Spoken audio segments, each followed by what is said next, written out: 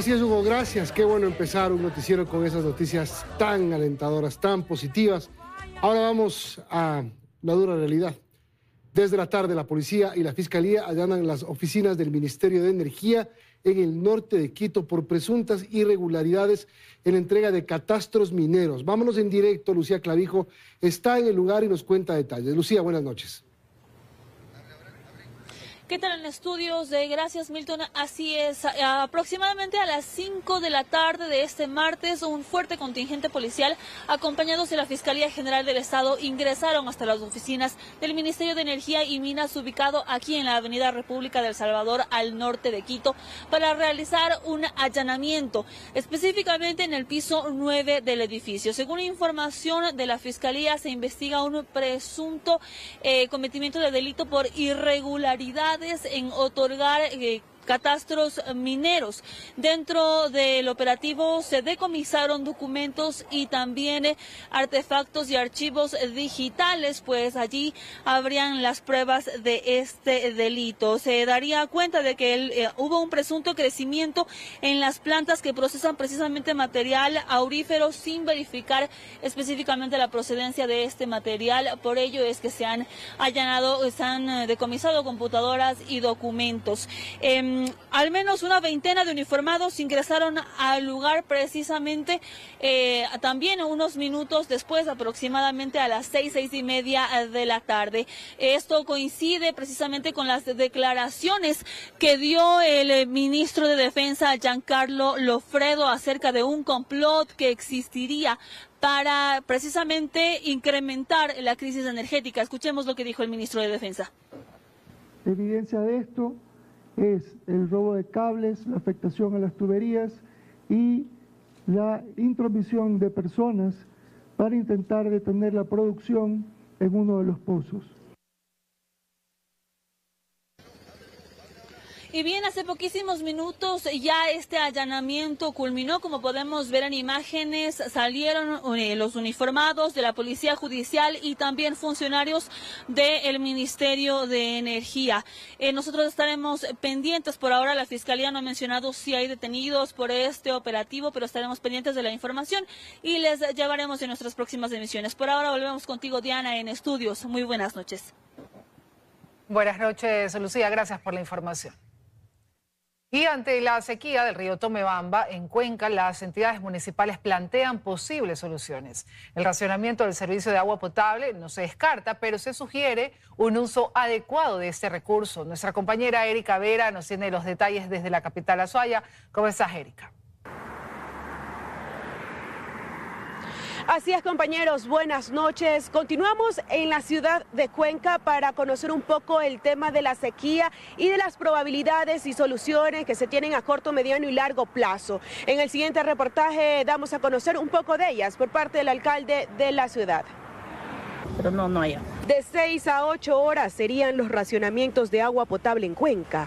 Esto tras el estiaje que presenta el río Tomebamba. Su sequía es evidente. El cauce del río alimenta la planta potabilizadora El Cebollar, aquella que abastece alrededor de 110 sectores, siendo el 40% de la ciudadanía que vive en Cuenca. Para prevenir los cortes de agua se están utilizando otras alternativas. Así lo indica la ingeniera María Verónica Polo, gerente general de la empresa municipal Etapa EP. Hemos hecho algunas acciones de salvataje, estamos utilizando ciertas tuberías que de normal no se utilizan para poder abastecer y tratar de dar continuidad del servicio a la ciudadanía. Por su parte, el alcalde de Cuenca, Cristian Zamora, destaca que este problema se extiende puesto que no se había trabajado en la prevención ante una eminente sequía en la ciudad. Tiene varias plantas potabilizadoras en la ciudad, pero no están interconectadas entre sí, lo que nos va a permitir pasar agua de una planta hacia otra y no dejar ciertos sectores de la ciudad desabastecidos de líquido vital. Esta interconexión de las plantas potabilizadoras se encuentra actualmente en la fase de estudio. Así lo menciona el burgomaestre de Cuenca. Estamos ya ejecutando la consultoría de estudios definitivos para el próximo año construir. Mientras exhorta a la ciudadanía para que el suministro de agua sea utilizado de forma responsable. Yo he hecho un anuncio a la ciudadanía de poder ahorrar, de tener esta cultura precisamente de preciar el líquido vital y que obviamente no podamos entrar en medidas en las cuales tengamos que racionar el agua porque efectivamente pues no está lloviendo en la zona sur del país. Prevención, control y cuidado del líquido vital es el único mensaje que tienen las entidades municipales hacia los ciudadanos para evitar que esta sequía se expanda en toda la ciudad y continúe a gran escala. Esta es la información que les puedo llevar desde la ciudad de Cuenca. Compañeros, continúen con más información en estudios. Buenas noches. Buenas noches, Erika, gracias. Y una buena noticia, luego de 12 días de ardua labor para aplacar el grave incendio en el cantón Quilanga, en la provincia de Loja, la Secretaría Nacional de Gestión de Riesgos informó que este se encuentra controlado, dejando una afectación aproximada de 8.900 hectáreas. Increíble, el COE cantonal continúa activo en las labores de bomberos, Fuerzas Armadas y el contingente aéreo del Perú y el colombiano siguen en el sector. Debido al clima, el incendio podría reactivarse. Y las brigadas contra incendios lograron extinguir completamente el incendio registrado cerca de la Reserva Ecológica El Ángel. Alrededor de 300 hectáreas de pajonales y de frailejones fueron consumidas por el fuego en la zona de amortiguamiento del área protegida. Luego de 3 días continuos de lucha contra el fuego, se logró controlar el incendio en la Reserva Ecológica El Ángel, a la que se sumaron bomberos, militares y voluntarios de la comunidad. Sin embargo, las llamas acabaron en cuestión de minutos, con grandes extensiones de pajonales y frailejones del páramo andino. Aproximadamente tendríamos unas 300 hectáreas al momento. El terreno agreste y los fuertes vientos registrados en la zona de aproximadamente 60 kilómetros por hora complicaron la tarea de las brigadas contra incendios, que tuvieron que cubrir grandes extensiones del páramo para acceder a la zona afectada y aplacar el incendio con líneas de fuego, evitando que tome dirección hacia la zona protegida de la Reserva Ecológica. Nosotros llegamos aproximadamente a las 8 de la mañana, estamos 11 personales voluntarios, están con unos matafuegos. Los venados deambularon por la vía huyendo de las llamas. Es que en la zona habita una gran variedad de fauna como aves, osos, pumas, armadillos y sobre todo el nido del cóndor, que era monitoreado de forma permanente por los guardaparques, quienes lograron salvarlo con apoyo de los voluntarios que habitan en el sector. Lo que estaba en riesgo es el nido del cóndor. Lo que más pena da es que el comedero de osos que teníamos es el afectado. Tras la activación del COE cantonal se incrementaron las brigadas contra incendios hasta extinguir las llamas completamente, pero se realizarán inspecciones in situ para descartar nuevos focos que reaviven las llamas. Técnicos de la prefectura apoyaron con personal y técnicas para aplacar el fuego, mientras la comunidad brindó apoyo con kits de hidratación a los guardaparques y voluntarios que sofocaron el fuego.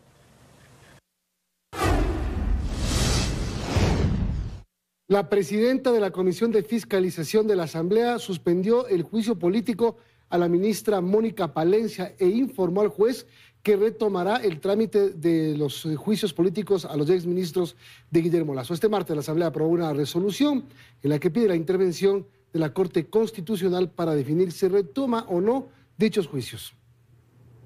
Esta es la respuesta que envió la presidenta de la Comisión de Fiscalización, Pamela Aguirre, al juez Edgar Romero este martes, en el que le informa que no convocará sesiones ordinarias para tratar el juicio político a la ministra Mónica Palencia y que retomará el tratamiento, según lo dispuesto en su sentencia, a los 3 juicios políticos de los exministros del gobierno de Guillermo Lasso.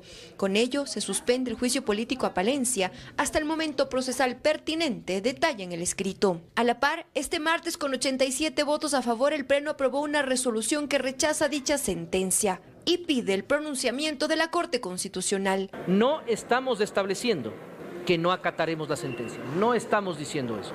Lo que sí estamos diciendo es que rechazamos esta sentencia y que sea las entidades constitucionales la que resuelvan eso. Decisión que causó el rechazo de la bancada de gobierno, la que sin reparos advirtió que impulsarán sanciones para los asambleístas que respaldaron este pronunciamiento en el Pleno. Esto puede incluir multas o puede incluir destitución y sin duda alguna puede incluir acciones en el ámbito penal. El debate en el Palacio Legislativo fue acalorado. La Revolución Ciudadana, el Partido Social Cristiano y Construye expresaron su respaldo al secretario general de la Asamblea, el que deberá enfrentar 2 denuncias tras haberse pronunciado a nombre de la institución, e hicieron advertencias. Dejen de meter ustedes la mano a la justicia para salvar a una ministra incompetente. Ya basta, no tenemos que llegar hasta cruzar esos límites. El debate tiene que recuperar la altura. Para el oficialismo, la intención es otra. Lo que está detrás de esta agenda, y tiene que saber el país, es que quieren adelantar dos cosas. Un juicio a dos mujeres. El primero a la ministra Palencia y el segundo a la fiscal general Diana Salazar. La Comisión de Fiscalización prevé reunirse este miércoles y emitir un pronunciamiento al respecto. Más noticias, al menos 5 muertes violentas se reportaron la noche de este lunes en distintos sectores de Guayaquil. Uno de los casos ocurrió en una cancha de fútbol de la cooperativa Juan Montalvo, donde 2 hombres fueron acribillados. Uno de los hechos quedó grabado por cámaras de seguridad cuando cerca de las 7 de la noche del lunes 2 de septiembre, en la ciudadela Los Esteros, sur de Guayaquil, un sujeto corrió por su vida tras ser perseguido al bajarse de un carro, que inicialmente fue interceptado por al menos 4 criminales en motocicleta, quienes siguieron a su víctima, que intentó esconderse en un gimnasio, pero mientras subía por las escaleras fue acribillado. Casi en simultáneo, otro hecho violento tuvo lugar en las calles Francisco Segura y Avenida Quito, también en el sur de la ciudad, cuando el conductor de este carro plateado fue baleado por delincuentes que dispararon desde otro vehículo. El blanco de los sicarios, ya herido, perdió el control del auto, estrellándose contra una señalética, y allí falleció, ante la presencia de cientos de ciudadanos que transitaban por esta calle principal en hora pico. Y a las 9:30 de la noche, el sonido de más de 20 disparos alertó a los habitantes de la cooperativa Juan Montalvo en el norte de la urbe. Se trató de un nuevo ataque armado contra un grupo de personas que estaban reunidas en una cancha de fútbol. Según las primeras investigaciones de la policía, el objetivo del asesino, que se movilizaba en una tricimoto, logró huir, pero 2 personas que lo acompañaban murieron tras ser impactadas por proyectiles. Víctimas colaterales. Efectivamente, esta persona que supuestamente iba a ser atacada huye del lugar. Estamos verificando con las cámaras de seguridad, con las unidades especializadas. También el cadáver de un hombre baleado fue encontrado en la cooperativa Luz de América en Isla Trinitaria. Con estos casos ya se reportan más de 1.450 muertes violentas en la zona 8, conformada por las ciudades de Guayaquil, Durán y San Borondón, donde el conflicto entre bandas delictivas sigue siendo la principal causa de los homicidios. El gobierno entregó créditos para reactivar el sector del transporte afectado por la inseguridad en las vías del país. Representantes del gremio aseguran que la delincuencia les ha dejado pérdidas por cerca de un 30%. Se trata de 2 líneas de crédito para beneficio de los transportistas, una para capital de trabajo y la otra para la renovación de las unidades de transporte. En total son 30 millones de dólares que serán desembolsados hasta finales de año. Con esto se pretende reactivar un sector afectado por la ola delictiva en las vías del país. Sé que han pedido y esperado mucho tiempo que alguien les dé facilidades financieras para poder renovar sus flotas. Hoy esto ya es una realidad. Primero, es un producto que le hemos denominado Impulso Transporte, que es un crédito hasta $20.000 con un plazo hasta 5 años. Y el segundo producto es un producto que le hemos denominado Ban Transporte. Tiene un financiamiento de hasta $150.000 con un plazo de 7 años. Desde la Federación de Transporte Pesado se aseguró que las pérdidas mensuales producto de la delincuencia en los ejes viales ascienden a los 15 millones de dólares. Esto luego que el gremio optara por no circular en las vías del país durante la noche y madrugada. Se ha hecho varios operativos, pero lamentablemente la inseguridad se mueve. Aseguramos una carretera, pero afectan en otras. Para los transportistas turísticos la situación es aún más crítica. Los robos en las vías y las extorsiones a los conductores les dejan una afectación del 80%. Un 20% de nuestra flota vehicular, que estamos hablando de una flota de 3.500 unidades a nivel de todo el país, ha sido víctima de asaltos, de extorsiones. Mientras tanto, los representantes de los transportistas esperan las demás acciones ofrecidas por el gobierno, como la implementación de nuevas camionetas a la Policía Nacional para patrullajes en los ejes viales. A esto se le añade que desde el Ministerio de Transporte se aseguró que se expondrá cómo varios consorcios cobraban inadecuadamente las multas de los radares. Policías y Fuerzas Armadas ya enviaron al presidente los manuales actualizados para el uso progresivo de la fuerza. Las armas letales se usarán en todos los casos si hay una clara amenaza. Además, se propone crear jueces especializados. Están listos. Tal y como lo ordenó el presidente Daniel Noboa, la policía y Fuerzas Armadas ya actualizaron los manuales para regular el uso progresivo de la fuerza, con el objetivo de intensificar la lucha contra las bandas criminales. Así, el comandante de la policía, Víctor Zárate, aseguró que su manual contempla 5 ejes y pasa de tener una estructura piramidal a una circular. Había que agotar todos los niveles, desde la verbalización, contacto físico, hasta llegar al uso de las armas de fuego. Hoy es totalmente circular, evaluando la amenaza. Puede pasar de la verbalización al uso del arma de fuego. De esta manera, los servidores policiales serán quienes evalúen el nivel de riesgo de la situación y si determinan que su vida o la de terceros está en peligro, usarán sus armas de fuego. Se está llegando a un consenso con judicatura para que se tenga jueces propios que conozcan labores de policía y de Fuerzas Armadas. Situación similar se establece en el manual elaborado por las Fuerzas Armadas. Allí se contempla, por ejemplo, que se puede usar la fuerza letal cuando sean amenazados con armas, para evitar un delito que pueda resultar en la muerte o para impedir una fuga, para lo cual el personal ya está siendo capacitado. Y evitar incurrir en el artículo 28 del Código Integral Penal por omisión dolosa. Que a este gobierno no le tiembla la mano a la hora de tener la necesidad de neutralizar a un terrorista. Sin embargo, desde ambas instituciones aclaran que en toda operación se garantizará el respeto a los derechos humanos. Los documentos ya están en manos del presidente para su aprobación. En cuanto a los resultados del bloque de seguridad, las autoridades detallaron que existe una reducción del 17% de homicidios a escala nacional. Y la manipulación en el sistema de justicia no solo se habría concentrado en otorgar beneficios penitenciarios, sino en pronunciarse a favor de autoridades de entidades públicas como el Consejo de Participación Ciudadana. Así lo reveló el ex juez de la Concordia, Ángel Lindao, durante su testimonio anticipado en el caso Plaga. En silla de ruedas fue como ingresó este martes el ex juez de la Concordia, Ángel Lindao, a la sala de audiencias de la Corte Nacional, donde se referiría a una de las 3 causas penales que se siguen en su contra, el conocido caso Plaga. Allí, frente al conjuez Vinicio Rodríguez, narró cómo pasó a ser pieza importante dentro de las causas que impulsaba el abogado del narcotraficante Leandro Norero, Cristian Romero. Dijo que la primera causa en la que lo contactaron estaba relacionada con una acción de protección con la que Norero buscaba recuperar su casa en Riberas del Batán. Lindao convocó a la audiencia. El día de su desarrollo, según relató, recibió un mensaje de Romero en el que le exigía que se pronunciara a favor sin dilación. Me dijo que resolviera hoy mismo, porque o si no, la cosa se iba a poner fea. Que me iba a dar $20,000, que lo reciba porque o si no, era un desaire y me iba a ir mal. Lindao otorgó la medida irregular, lo que le implicó una suspensión. Sorpresivamente, según lo indicó, días antes de que culminara su sanción, los vocales del Consejo de la Judicatura lo reintegraron. Sin embargo, para evitar su destitución, según narró, el director del Consejo, quien resultaba ser primo de Romero, Víctor Hugo Moya, le pidió $100,000, eso o seguir colaborando con la organización. De esa forma, los pedidos aumentaron y pasaron de ser de liberación de personas privadas de la libertad a temas políticos. El más controversial, la acción de protección con la que los entonces vocales del Consejo de Participación Ciudadana, Hernán Ulloa, María Fernanda Rivadeneira, Ibede Estupiñán y Francisco Bravo, destituidos por la Asamblea en noviembre de 2022, buscaban recuperar sus cargos. Para que la causa llegara a su conocimiento, fue sorteada en 7 ocasiones.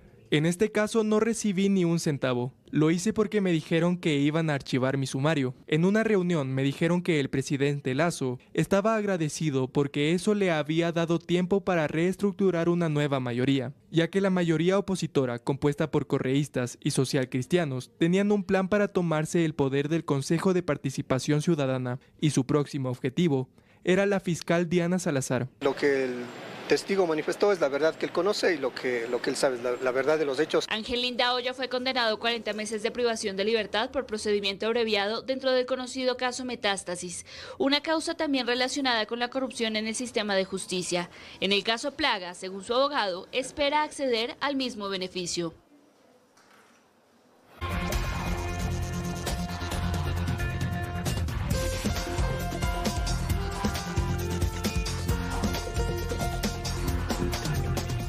Seguimos, amigos. 9 muertos, entre ellos 3 menores de edad, fue el resultado de un trágico accidente de tránsito registrado en la vía Pifo-Papayacta.